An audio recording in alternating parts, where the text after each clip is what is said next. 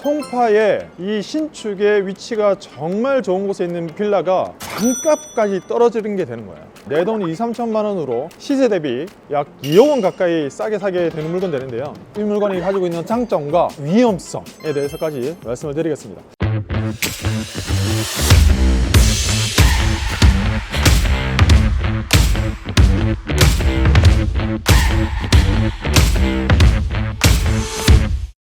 오늘 서울 송파에 거의 반값으로 떨어진 신축 빌라 23개 물건을 임장하러 나왔습니다. 일단 감정 가격 5억 원짜리가 3억 원까지 떨어지는데요. 이번 12월 9일 날도 한 번 더 유찰될 것으로 예상이 되고, 오기 전에 조사를 했을 때 아무 생각 없이 낙찰 받으면 진짜 골로 갈 수 있는 물건이 될 수도 있기 때문에 이 영상 끝까지 시청해 주시면 정말 조심해야 될 부분을 가르쳐 드리려고 해요. 자, 일단 물건 정보를 말씀드리면 송파구 방이동에 있는 사무 빌라고요.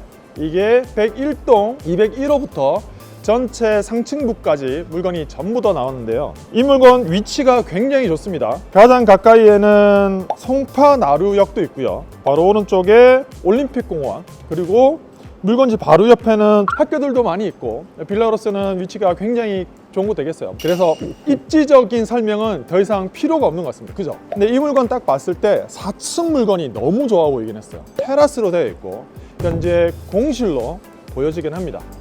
일단 현장 왔으니까 현장 분위기를 한번 보여드리고 나서 이 물건이 가지고 있는 장점과 위험성에 대해서까지 말씀을 드리겠습니다. 자, 이제 물건지 바로 앞에 도착했는데요.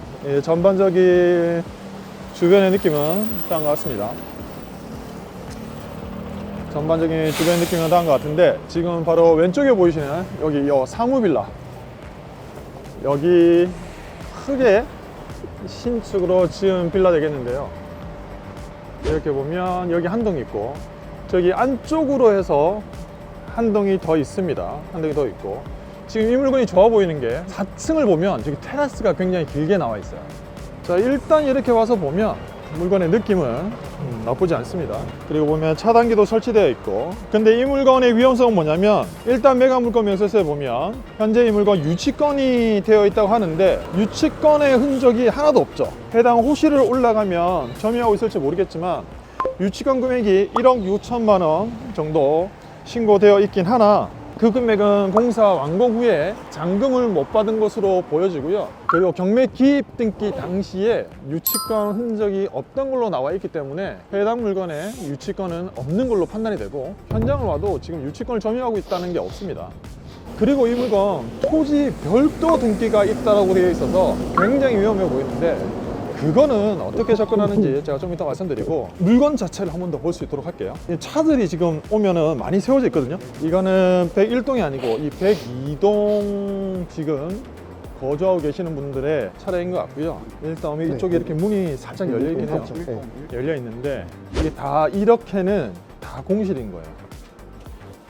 이게 처음에 히스토리를 보니까 토지 소유자가 민간 임대주택으로 임대를 놓기 위해서 건축을 하고, 민간 임대주택을 정상적으로 놓지 않고 이렇게 경매로 넘어오게 된 것 같아요.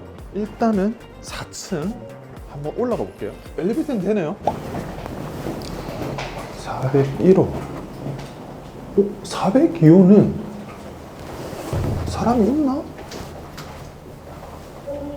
이게 락이 풀려있네? 이게 공실이면 우편물 이런 게 있어야 되는데, 경매 정보지상에는 4층에도 점유자가 없는 걸로 나왔었거든요. 밖에서 보니까 창문 열려있거든요. 창문이 열려있더라고요? 네, 402호는. 이 현장을 왔는데요.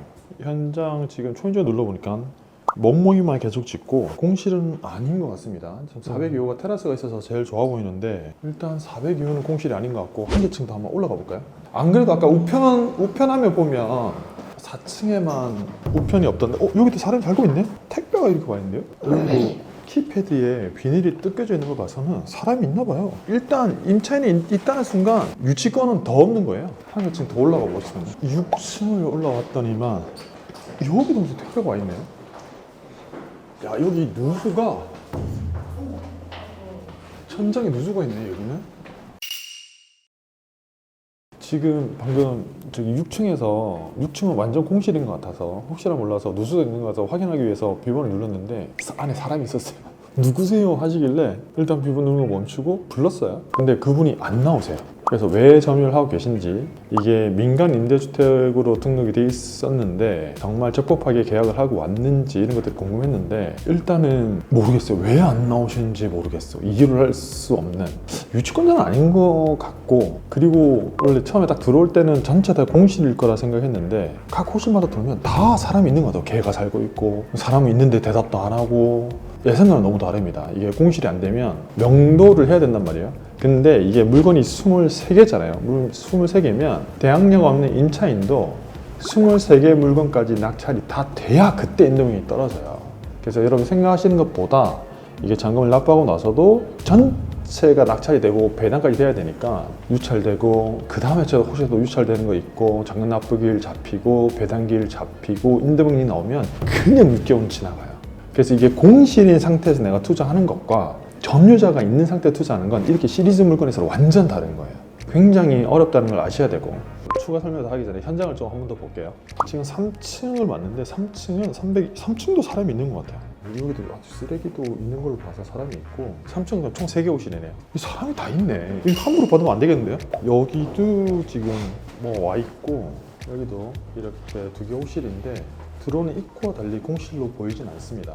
그래서 처음에 들어올 때 여기 쓰레기 배출 방법, 그리고 음식물 쓰레기 이런 것들이 있었는데 이게 쓰는 사람들이 이렇게 해놓은 거네요.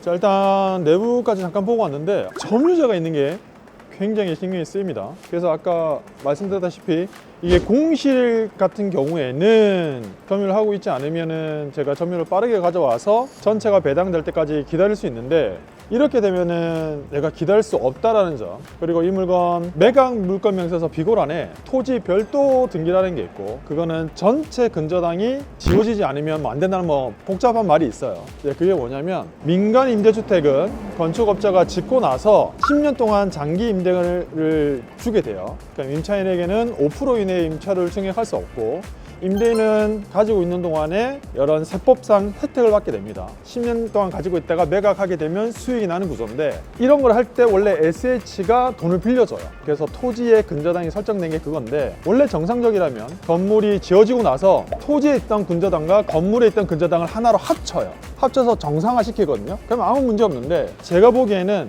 토지에 근저당이 있는데 건물이 완공되고 나서 건축주가 제대로 이걸 이행하지 않은 것 같아요. 그래서 건물 등기부에 보면 근저당권자들 막 있는데, 제가 볼 때는 이 사람들이 투자자이지 않을까 싶고요. 원래는 건물이 완공되고 나서 그 SH공사의 근저당을 하나로 합쳐서 정상적으로 만들어야 되는데, 그걸 합치지 않고 그냥 투자자들 돈을 받아서 건물 등기를 하면서 근저당 설정 등기를 한 것 같고, 그 상태에서 SH가 건물 등기를 하지 않으니까 건물 등기에 보면 가압류가 걸려 있잖아요. 토지에 있는 근저당을 근원으로 해서 가압류까지 건 것 같아요. 그러고 나서 경매가 왜 진행이 됐느냐, 지금 신청 채권자가 개인 채권이란 말이에요. 아마 제가 볼 때는 이건 정확하지 않아요. 지금 알아보는 중인데, 투자자 중에 한 명이 자기 투자금을 반환해 달라고 하면서 경매를 신청한 것 같습니다.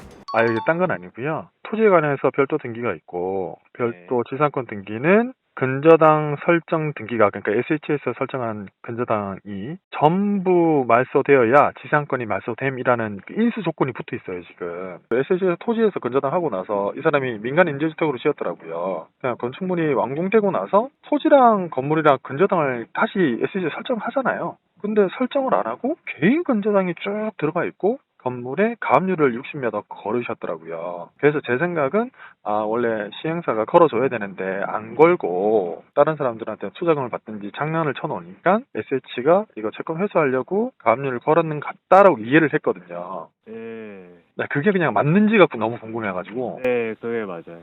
이게 쉽게 말씀드리면 독점적인 그런 거잖아요. 그렇죠. 저희 기관이. 그러다 보니 건물은 토지의 사후에 올라가는 거잖아요. 그렇죠, 그렇죠. 그러다 보니까 저희는 특별한 사정이 없는 한 어차피 그 토지와 그 이런 지상의 건물까지 매입이 예정되어 있기 때문에 보존 등기를 하더라도 거기다가 추가적으로 민간 은행에서 하듯이 그럴 필요가 없는 거예요. 불필요한 거죠. 어차피 그 저희 건데. 그래서 이제 웬만하면은 이어지는 추가 근저당을 잘 하지는 않아요. 케이스가 잘 없어요. 어차피 그거 해봤자 의미 다 보존 등기 나자마자 바로 말소시킬 건데, 저희가 가져올 건데, 그거를 말 그대로 시행사가 했었어야 돼요. 네. 거기다가 보존 등기 난 건물 뒤에다 SH를 바로 붙여야 되는데 그쵸.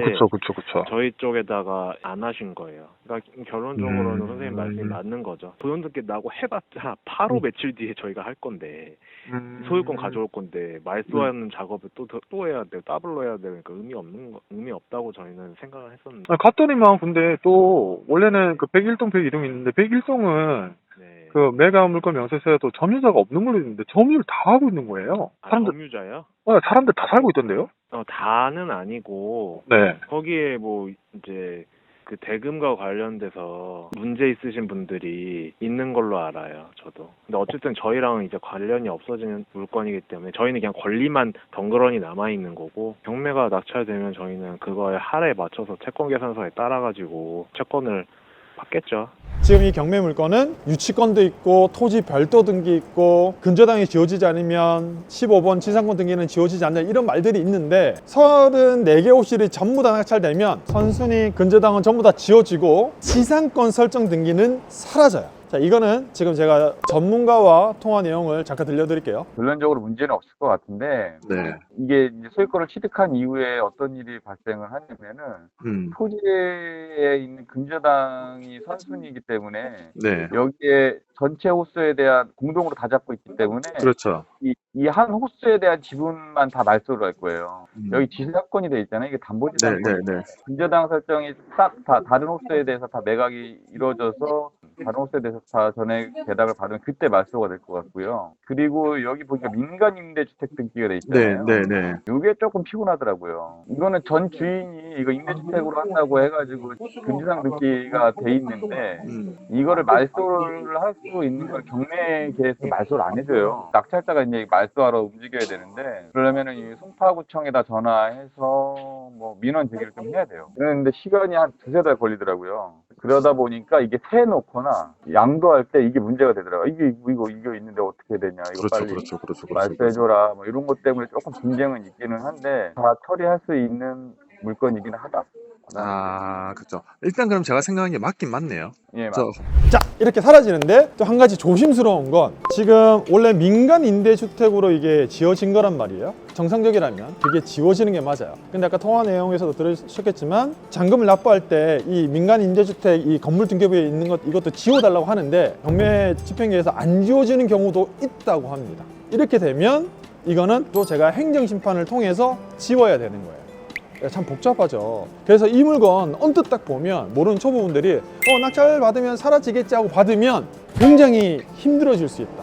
이 물건의 위험성으로 보였던 첫 번째 유치권은 현재 보기에 점유가 안 하는 것 같아서 인도명의로 나오려면 이렇게 시리즈 물건은 전부 다 낙찰되어야 인도명의 나오기 때문에 이 물건의 명도 기간은 굉장히 오래 걸릴 수 있다는 점은 엄청 조심해야 되고, 별도 등기와 유치권이 있기 때문에 대출이 거의 안 될 거예요. 그리고 여기가 조정지역이기 때문에 지금 무주택자 또는 1주택 처분권자는 50% 가까이 대출이 나와서, 물론 감정가격이 거의 5억 원 가까이 되고 이 물건이 2억 5천에 받는다면 LTV 범위 내에 들어가면 2억 5천 정도고, 낙찰가 기준으로는 80~90%가 나올 것으로 예상은 되지만 특수한 권리들이 묶여있기 때문에 대출이 안 나올 수 있다. 지금 이거 투자하시는 분들 중에 이거 매매사업자로 낙찰 받아서 작은 평수니까 낙찰 받아서 어쨌든 정산시키면 2억 5천이니까 그냥 뭐 1년 동안 뭐 5천만 원 버리는 셈 치지 뭐, 그래도 2억 남잖아, 이럴 수 있잖아요. 그런데 조정지역은 양도소득세와 매매사업자 중에 더 큰 거를 적용하게 되어 있기 때문에 조정지역에서 매매사업자로 접근하는 건 안 됩니다. 큰일 납니다. 마지막 위험성은 뭐? 민간 임대주택 등기는 안 지어질 수 있으니 또 내가 행정소송을 내서 지어야 될 수 있다. 만약에 여기서 최악으로 유치권자가 딱 튀어나와서 점유를 맡기 시작한다. 대출 안 나와, 점유 안 돼, 행정소송해야 돼, 최소 1년은 갈 수 있다는 것 정도는 내가 알고 접근해야 되는 물건으로 보여집니다. 그걸 아시고 지금 제가 말씀드렸던 제반의 위험사항은 알고 투자를 하셔야 된다 라는 말씀을 드리고 싶습니다. 그래서 이 속에서 정말 이렇게 테라스 있는 4층 물건 낙찰 받으면 흙 속에서 진주를 캐는 느낌일 수 있겠다, 초보자들 투자하지 못하는 차별화된 물건일 수 있겠다 생각했는데, 이 현장에서 이 점유를 하고 있다는 거 하나만으로 투자 전략이 모두 다 흐트러질 수 있는 굉장히 쉽지 않은 물건으로 보여집니다. 이 물건 역시 여러분들한테 이게 무조건 좋으니까 하라, 하지 말라는 얘기는 아니에요. 제가 오늘 말씀드리고 싶은 건 이런 물건 투자할 때 접근하는 방법, 위험성에 대해서 알아야 되고, 지금 SH공사도 전화를 했고요. 지금 현재 채권단으로 있는 근저당권자도 연락을 시도하고 있고, 법률 전문가를 통해서 정말 토지 별도 등기가 문제 없는지도 다 파악을 한 다음 현장 조사를 나오게 됐습니다. 그렇게 접근을 하셔야지 막연한 생각과 막연한 지식만으로 투자해서는 안 되는 물건도 많이 있기 때문에, 특히 소액 물건 좋아 보이겠지만 내가 준비가 되지 않으면 함부로 해서는 안 될 물건으로 보여지긴 합니다. 시청해 주셔서 감사드리고 다음번에 더 즐겁고 유익한 영상으로 찾아뵐 수 있도록 하겠습니다. 감사합니다.